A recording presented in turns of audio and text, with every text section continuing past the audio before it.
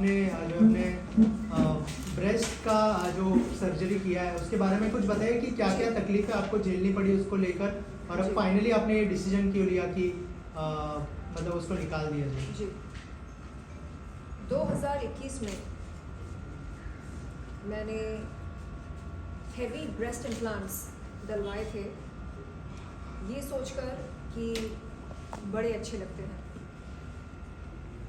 तब मुझे लगा था कि मैं बहुत स्ट्रॉन्ग हूँ मेंटली एंड फिज़िकली, और क्योंकि मैं बहुत स्ट्रॉन्ग हूँ इसलिए मैं इन हेवी ब्रेस्ट इम्प्लांट्स को झेल सकूँगी।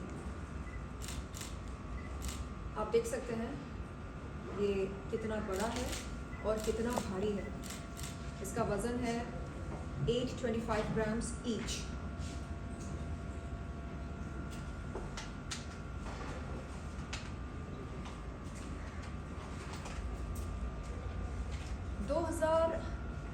से 10 नवंबर तक मैं लगातार क्रॉनिक पेन से जूझ रही थी। Chronic neck pain, shoulder pain, back pain, chest pain, shortness of breath, brain fog, इस तरह के सिम्टम्स से मैं जूझ रही थी। मैंने कई सारे मेडिकल इन्वेस्टिगेशंस करवाए। पता चला कि फसाद की जड़ ये हेवी ब्रेस्ट इम्प्लांट्स हैं। आप यकीन नहीं करेंगे, ये हेवी ब्रेस्ट इम्प्लांट्स निकलवाने के बाद मेरा 2 किलो वज़न कम हुआ।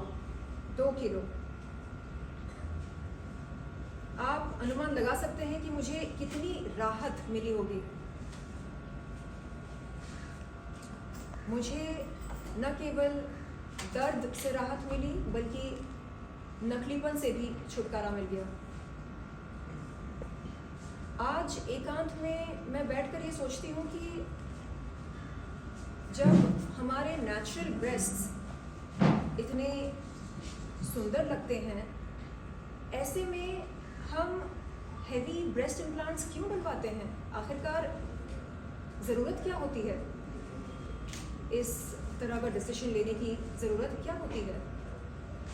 कहीं ना कहीं मेरे ख्याल से हम एक्सटर्नल वैलिडेशन की चाहत में, लोगों की अप्रिशिएशन पाने की चाहत में, सोशल मीडिया पर लाइक्स एंड व्यूज़ पाने की चाहत में इस तरह के इर्रेशनल डिसीजंस लेकर अपनी ज़िंदगी को जोखिम में डालते हैं। लेकिन अब मैंने ये फ़ैसला लिया है कि अब मुझे अपनी बॉडी के साथ किसी भी किस्म का कोई खिलवाड़ नहीं करना है। बहुत हो चुका है, अब बस इनफ इज़ इनफ।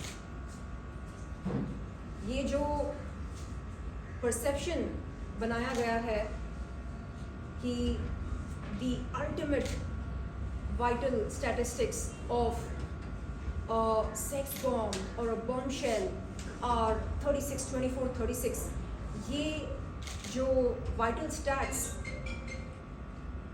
सेट हुए हैं आज की समाज में, इन्हें सेट किसने किए? हम ऐसा क्यों मानते हैं कि 36, 24, 36 ही एक आवर ग्लास फिगर के स्टैट्स होते हैं? इससे हटकर अगर आपके स्टैट्स हों तो वो फिगर परफेक्ट नहीं होता है। कौन तय करता है कि परफेक्ट फिगर क्या होना चाहिए और क्या नहीं? मैं कहती हूँ इनफ इज इनफ, बहुत हो चुका है। It is time that we start, it is high time we started embracing our authenticity, our realness, and it is high time that we started taking pride in who we really are and how far we have come. बजाय ये कि अरे शायद मेरे breast छोटे हैं, शायद मेरी नाक छोटी है, शायद ये शायद वो, बजाय ये सब सोचने के हम ये भी तो सोच सकते हैं कि मैं जो भी हूँ, जैसी भी हूँ, भगवान की क्रिएशन हूँ, परफेक्ट हूँ, उनकी नज़र में परफेक्ट हूँ। तो मुझे लगता है कि मानसिकता में बदलाव लाने की हमें सख्त ज़रूरत है, और जब तक ये बदलाव हम ना लेकर आए तब तक हम इसी तरह सोशल मीडिया पर रॉन्गली इन्फ्लुएंस होते रहेंगे, है कि नहीं? मेरे डॉक्टर ने मुझसे पूछा सर्जरी के बाद, जब मैं बेहोशी की हालत से होश में आई, उन्होंने कहा कि आपके नेचुरल ब्रेस्ट्स ब्यूटीफुल हैं, सुंदर हैं, तो क्यों आप 4 साल लगातार 825 प्लस 825 1650 ग्राम्स को अपने सीने में लेकर जी रहे थे? It is not easy. सुबह शाम इनके साथ जीना, उठना, बैठना, चलना, डांस करना, जिमिंग करना, इट इज़ नॉट ईजी। तो आखिरकार ऐसी क्या मजबूरी थी? मजबूरी ये थी कि कहीं ना कहीं मैं चाह रही थी कि मुझे ज़्यादा अप्रिशिएशन मिले, कहीं ना कहीं मैं चाह रही थी कि मुझे एक्सटर्नल वैलिडेशन मिले। लेकिन अब नहीं, मैं तौबा तौबा करती हूँ, और जो देश की युवा पीढ़ी है, जो जवान लड़कियां हैं स्कूल्स की, कॉलेजेस की, उनसे मैं कहती हूँ कि प्लीज़ दिखावे पर न जाएं, और आपको जो भी करवाना हो आप सबसे पहले अपने फैमिली मेम्बर्स के साथ डिस्कशन करें, मेडिकल एक्सपर्ट्स के साथ डिस्कशन करें, आप रिसर्च करें गूगल पर जाकर, ChatGPT पर जाकर, जिस किसी सर्च इंजन पर आपको जाना है आप जाएं, आप प्रॉपर रिसर्च करें प्रोज एंड कॉन्स के बारे में, साइड इफ़ेक्ट्स के बारे में, उसके बाद आप डिसीजन लें। क्योंकि इसने करवाया आपको करवाना है, क्योंकि फलाने ने करवाया आपको करवाना है, नहीं, ये तरीका गलत है। और सबसे पहले आप पूछिए खुद से, क्या ये ज़रूरी है? Do I really need this procedure? If yes, then think about it, discuss about it, don't randomly go for it just because everybody else is doing it. No. तो आपने ये चीज गलत की है when you did not consult, आपने भी consult नहीं किया, जैसे आप एडवाइस दे रहे हो तो आपने भी एडवाइस नहीं ली थी actually? और आपको ऐसा कब लगा कि मुझे ब्रेस्ट इम्प्लांट करवाना चाहिए? देखिए, जब आपसे बार बार कहा जाए कि आप में ना नमक नहीं है, आप अगर थोड़ा और हॉट हो जाएं तो फिर मज़ा आएगा, तो फिर बात बनेगी। और सोशल मीडिया पर हम देखते हैं कि जिन महिलाओं के ब्रेस्ट्स ज़्यादा बड़े होते हैं या जो ज़्यादा वोलप्शस होते हैं, उनको ज़्यादा लाइक्स मिलते हैं, ज़्यादा व्यूज़ मिलते हैं। कहीं ना कहीं मैं बहक गई थी, और मुझे लगा क्यों ना मैं खुद को और बेहतर बनाऊं। ये दिल मांगे मोर बड़े अच्छे लगते हैं। अब समझ में आ रहा है कि बड़े अच्छे लगे ना लगे, लेकिन अपने सुंदर लगते हैं।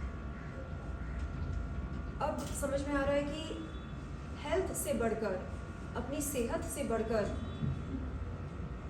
कोई चीज़ हो ही नहीं सकती, चाहे वो वैनिटी क्यों ना हो, चाहे वो ब्यूटी क्यों ना हो, चाहे वो कुछ और क्यों ना हो।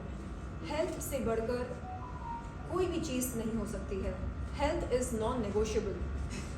पर ये जैसे अगर ये एक धारणा है जो हो रहा है लोग ब्रेस्ट इम्प्लांट करने के लिए, उससे अपीलिंग होता है, सेक्स अपील ज़्यादा होता है। बहुत बार ग्लैमर इंडस्ट्री में if you want to get into glamour industry then you should have little heavy breast, ऐसा एक सोचना है बहुत बार। तो वो सोच आपकी भी थी कि अगर आपकी if you have a big breast then you will get lots of work also? Yes, मुझे ऐसा लगा था कि क्यों ना मैं खुद को और आकर्षक बनाऊं, और बेहतर बनाऊं, और अपीलिंग बनाऊं।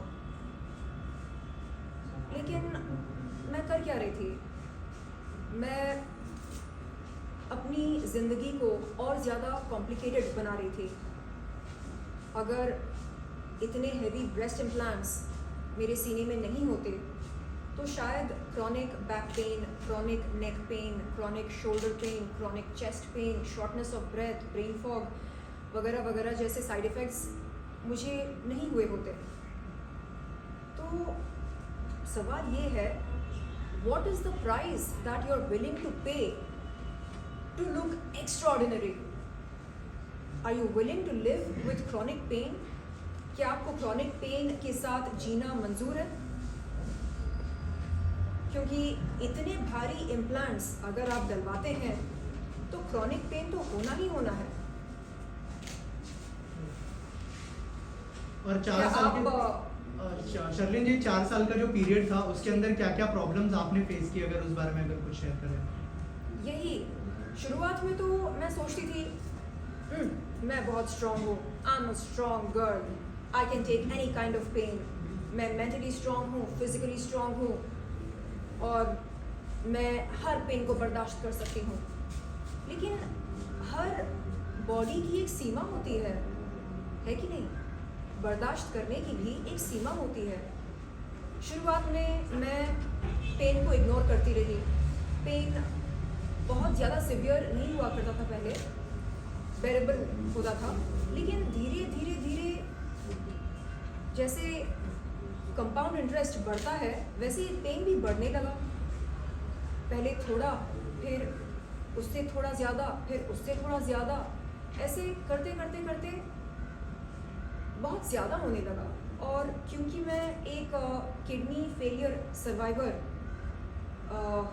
रही हूँ, इसलिए मेरे लिए पेन किलर्स खाना बहुत ज़्यादा रिस्की हो जाता है।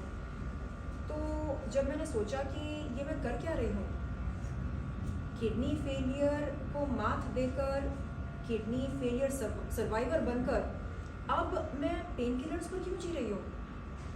बहुत ज़्यादा पेन जब होता है हम क्या करते हैं, उससे तुरंत राहत पाने के लिए पेन किलर खा लेते हैं। अब वो पेन किलर हमें कितना फ़ायदा देता है, कितना नुकसान, वो हम बाद में समझ पाते हैं। जब नुकसान होता है ना तब समझ में आता है कि अरे 2 पल की राहत के लिए हमने हमारे किडनी के साथ देखो क्या कर लिया, हमने कितना नुकसान दे दिया किडनी को। तो फिर मुझे लगा नहीं बाबा, ये पेन किलर्स खाकर मैं जीऊँगी, हो सकता है किडनीज दोबारा फेल हो जाएं। अब किडनीज के बगैर मैं कैसे जीऊँ? यानी मेरी किडनीज नहीं रहेंगे तो इन इम्प्लांट्स का क्या करूँ मैं? और मेरा शरीर ही नहीं रहेगा, जिस्म ही नहीं रहेगा, तो इन इम्प्लांट्स का क्या करूँ? तो फिर जब मेडिकल इन्वेस्टिगेशंस सामने आए, उनके नतीजे सामने आए, तब मुझे एहसास हुआ कि मैंने अपने पैरों पर कुल्हाड़ी मारी। एहसास हुआ कि बहुत बड़ी गलती करी मैंने इतने हैवी ब्रेस्ट इम्प्लांट्स डलवाकर। इसकी ज़रूरत ही नहीं है, ज़रूरत कभी नहीं थी और कभी रहेगी भी नहीं। शर्लिन, आप किससे इंस्पायर हुई थी? ऐसी कोई एक्ट्रेस को आपने देखा हो जिससे आप इंस्पायर हुई हो, अगर कुछ शेयर करें आप उसके बारे में। हॉलीवुड वाले जी, आज आप सोशल मीडिया पर जाइए, हर दूसरा, तीसरा, चौथा रील आपको किसी हॉट बॉम्बशेल का दिखाई देगा। इतने बड़े बड़े पपीते या ब्रेस्ट इम्प्लांट्स कह लो, बिग ब्रेस्ट्स दिखाई देते हैं और आपको लगता है कि ओह वाह, क्या लुक है, क्या नज़ारा है, चलो हम भी करवा के देखते हैं। तो इस तरह मैं रॉन्गली इन्फ्लुएंस हुई थी सोशल मीडिया पर इस किस्म के रील्स देखकर, और मैंने चाहा कि मैं दी अल्टीमेट बॉम्बशेल बनकर दिखाऊं। लेकिन अब लगता है कि नहीं बाबा, मुझे नहीं बनना कोई बॉम्बशेल, नहीं बनना कोई सेक्स सिंबल। मुझे बस एक अच्छी सेहतमंद ज़िंदगी बितानी है। मैं आराम से सांस ले सकूं, आराम से जिम जाकर जिमिंग कर सकूं, हंस सकूं, खेल सकूं, डांस कर सकूं। जो छोटी छोटी खुशियाँ हमें मिलती हैं रोज़मर्रा की ज़िंदगी से, बस वो खुशियाँ मुझे मिल जाएं और कुछ नहीं चाहिए। मुझे बस एक सेहतमंद ज़िंदगी बितानी है। शर्लिन, मैं ये पूछना चाहूँगी कि जब आपने इम्प्लांट कराया तो उससे पहले आपके डॉक्टर ने इसके बारे में, इसके साइड इफेक्ट, प्रिकॉशन, इस सिम्टम्स के बारे में आपकी चर्चा हुई थी कि नहीं? और कितने दिनों बाद आपको सिम्टम्स दिखाई देने लगे पेन वाले? जी, शुरुआत में मेरे सर्जन ने बोला था कि देखिए ये साइज़ आपके लिए ठीक नहीं है, मैंने कहा नहीं डॉक्टर, ये दिल मांगे मोर बड़े अच्छे लगते हैं। तो डॉक्टर ने बोला अच्छा आपने मन बना लिया? मैंने बोला हाँ मन बना लिया। तो फिर डॉक्टर ने कहा ठीक है, लेकिन आगे चलकर अगर आपको तकलीफ़ होगी तो क्या करेंगे आप? तो मैंने कहा मैं झेल लूँगी, आई एम स्ट्रॉन्ग गर्ल।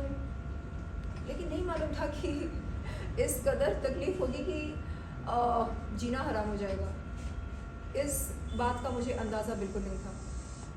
और कितने समय बाद इसके सिम्टम्स स्टार्ट हुए आपको? 4 साल हो गए थे इम्प्लांट्स डलवाकर।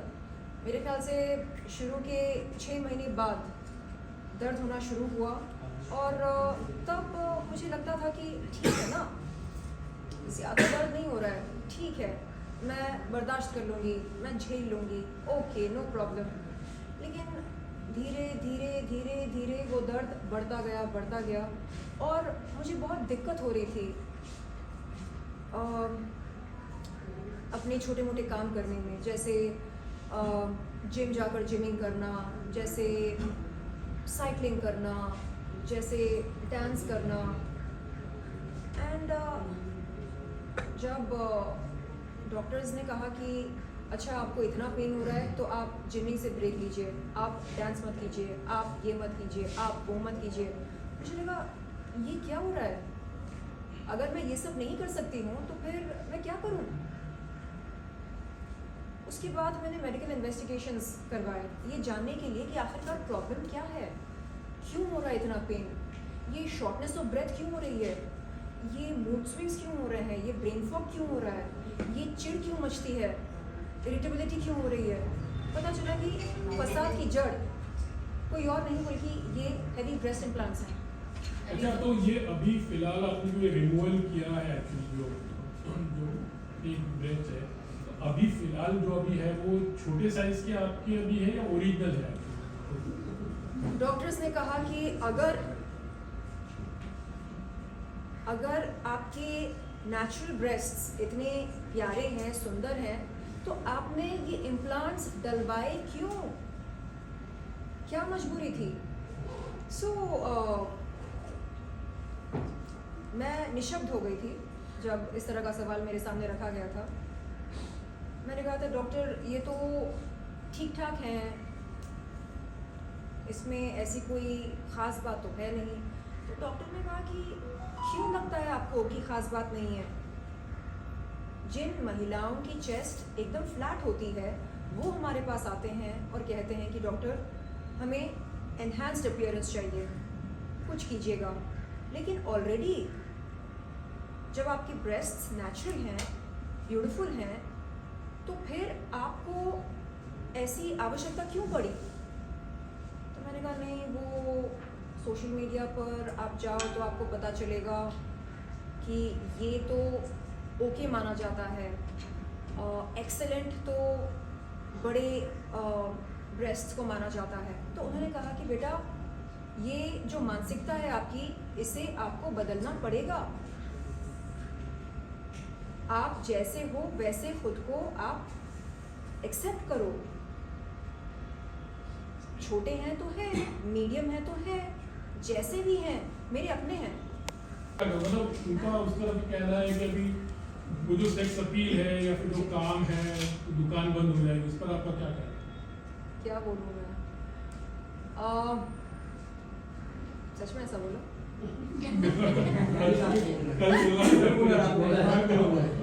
राखी कह दो कि ये झूठ है, कह दो कि तुमने ऐसा कुछ नहीं बोला। ये भी बोला कि आप बहुत अच्छी हो। ऐसा बोला? हाँ। Very sweet. देखिए तारीफ की आपकी, हाँ। अगर उन्होंने ये कहा अच्छा तो दुकान बंद हो जाएगी। हाँ। आपको तो पता है वो उठपटांग बातें करती हैं और हमारा दिल बहलाती हैं, काफ़ी मनोरंजन होता है हमारा उनकी बातें सुनकर। I wish her all the best. And उनको भी पता है कि एक कलाकार की दुकान केवल और केवल उनकी सीने से नहीं चलती है। एक कलाकार की दुकान उनकी स्किल सेट के आधार पर चलती है, और स्किल सेट मेरे पास क्या है क्या नहीं ये आप सबको बेहतर मालूम है। आपने राखी जी से कोई बात हुआ मैम आपका? राखी जी का कोई फोन भी आया आपको? हाँ, जब उन्होंने मेरा वो रील देखा था जिसमें मैंने अपने क्रॉनिक पेन के बारे में बात किया था, उस रील को देखकर उन्होंने कॉल किया था। उस वक्त मैं अस्पताल में थी, उनका कॉल रिसीव नहीं कर पाई। सर्जरी के बाद बेहोशी की हालत से जब मैं होश में आई तब मैंने अपना व्हाट्सएप चेक किया, उनका बड़ा प्यारा मैसेज आया, कहा कि कहाँ हो तुम, क्या हो गया तुम्हें, तुम ठीक तो हो, मैं आऊँ क्या मिलने? आई सेड नहीं, आई एम फाइन, अभी सब ठीक हो गया है। तो very soon I would like to catch up with her और कस के नहीं, आराम से झपकी देना चाहूँगी। और यस, जो हमारी पुरानी यादें हैं वो ताज़ा करना चाहूँगी, जो खिटपिट वो करती रहती मेरे साथ। सो या शर्मिन जी, यहाँ पर सबसे इम्पोर्टेंट बात ये, because this is very bold decision, once you are habituated with something, बहुत एक करेज लगता है इस तरह का डिसीजन लेने में। और ऐसे बहुत सारे लोग हैं जो इस तरह का क्रॉनिक पेन और प्रॉब्लम्स झेल रहे होंगे, लेकिन बिकॉज ऑफ इनसिक्योरिटी वो ये डिसीजन लेने उनके लिए टफ होता होगा, क्योंकि वो एक हैबिचुएटेड हो गए हैं कंडीशन के साथ। उनके लिए आप क्या मेक एंड ब्रेक पॉइंट क्या बताना चाहेंगे आपके लिए था, और क्या बाकी जैसे ही आपको डॉक्टर ने बोला कि आप रिमूवल करवा लीजिए, इमीडिएटली आप रेडी हो गई, आपको भी वो इनसिक्योरिटी आई? ब्रेस्ट इम्प्लांट्स निकलवाने का डिसीजन मेरा खुद का था, क्योंकि जो क्रॉनिक पेन हो रहा था वो बर्दाश्त के बाहर हो गया था। तो जब मैंने अपने डॉक्टर्स को कॉल करके कहा कि डॉक्टर्स मैं तंग आ चुकी हूँ इस तरह पेन किलर्स खाकर, और इस क्रॉनिक पेन के साथ अब मुझे नहीं जीना है, मुझे राहत चाहिए, छुटकारा चाहिए वंस एंड फॉर ऑल।